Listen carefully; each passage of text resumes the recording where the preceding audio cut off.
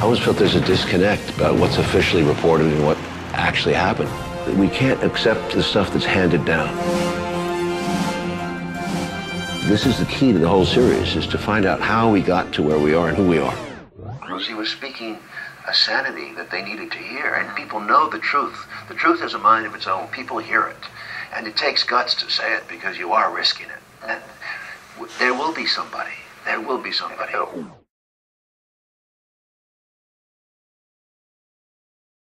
I just wanted to do a quick video because I experienced something last night that was really disheartening, and I wanted to address it while all the information is fresh in my head. Last night, me and my girlfriend went to downtown LA and went to Book Soup for a talk that Oliver Stone was giving because he's out promoting his new book called The Untold History of the United States. So he was basically there doing a book signing and giving a brief like hour-long talk and taking questions. So it was very interesting. It was him and then the co-author, whose name is Peter Kuznick. He's apparently a historian. I'd never heard of him before, but he's very interesting to listen to and whatnot. So the talk was good. We get to the question part, and this is the problematic part of the entire thing for me and for a lot of people that were there. Literally right out of the gate, I believe it was the second question was a 9/11 question, and I already went prepared to also ask a 9/11 question. I am familiar briefly with Oliver Stone's position on it. He hasn't really touched the reinvestigation or wanting one or feeling it's necessary or whatnot, but I went with the question I wanted to ask, laying out, 8 or 10 things that have kind of happened over the last decade. Policies, ridiculous changes in our ways of life that are directly due to this day happening in our history.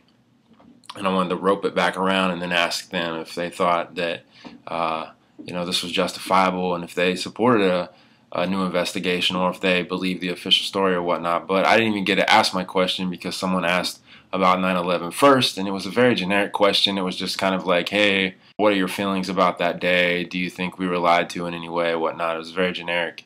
And Oliver Stone just kind of gave a weird look and then kind of was like, Peter, who's the historian, you can handle that one, because he had been talking, which was fine. I kind of wished he would have answered it, but he didn't. He gave it to the historian, and I wasn't familiar with his position on it, so I didn't know really what he was going to say, but I did skim through the book prior, and I know they didn't touch it, or they didn't even, really go into any of that, calling for a new investigation, having doubts on any part of the official story. But the historian took the question, and he started off with like, yeah, we get into it really in depth about how they wired that building and blah, blah, blah. And he was being sarcastic, clearly. And then he was like, no, I'm just joking. That's ridiculous. And his response basically was they made a complete mockery out of the question. Like, it was implausible that someone would even ask. And, Mr. Kuznick's like, no, that's ridiculous. We don't buy into any of that. We all know what happened on 9/11, and then someone else in the audience chimed in, so you don't really buy into the whole controlled demolition, Alex Jones type thing. And he's like, no, that's ridiculous. We have better things to focus on. It was like comical to him. Not only was I there as someone in the audience who was hearing this answer and was like rolling my eyes, but there was numerous people in the audience. I was familiar with a couple other people that were there, and there was numerous other people because I was watching people's faces, and they were really taken aback by the dismissive approach or the dismissive way of answering the woman's question. And then right after that question, miraculously, they wrapped questions up. So a 9/11 question came, the second question out the gate, and then questions were done. Even though there was other people, as soon as someone touched the topic of 9/11, there was like 6 other hands that went up after dude gave his initial mockerish response, and mine was one of them. And someone else in the back was like, so you believe that 2 planes took down 3 buildings and all this other stuff. The dismissiveness of the topic, throwing around the word conspiracy theory, the tone in which it was handled, it was all just pathetic, childish, embarrassing. I mean, this is coming from a historian. You know, he's got decades of teaching history, and then Oliver Stone, who we all know is a very heralded filmmaker. He's made great movies, and, you know, with the JFK thing and whatnot. So you'd at least expect them to respect the question, maybe give a honest answer to them if they believe the official story. That's fine, but don't make a mockery of someone who has their doubts, because there's plenty of holes in the story. My thing on 9/11 is we don't know what really happened, but we know what didn't happen.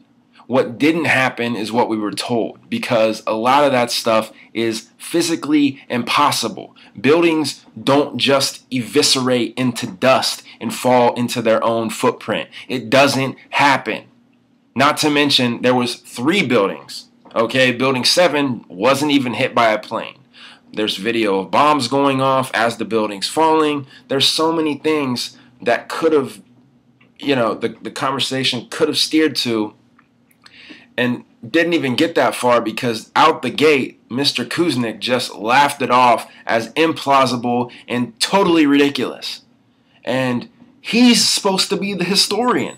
For God's sakes, they're there promoting a book called The Untold History of the United States. The Untold History. So it's quite the con game when these people can go and pose as, you know, dissidents who are telling you the real truth, and then when someone asks them about a totally ridiculous event in our past history that has, most importantly, caused havoc in this country in a plethora of ways over the last decade, and it can all be brought back to that day, which was what my question was about, they just shrug it off as totally ridiculous.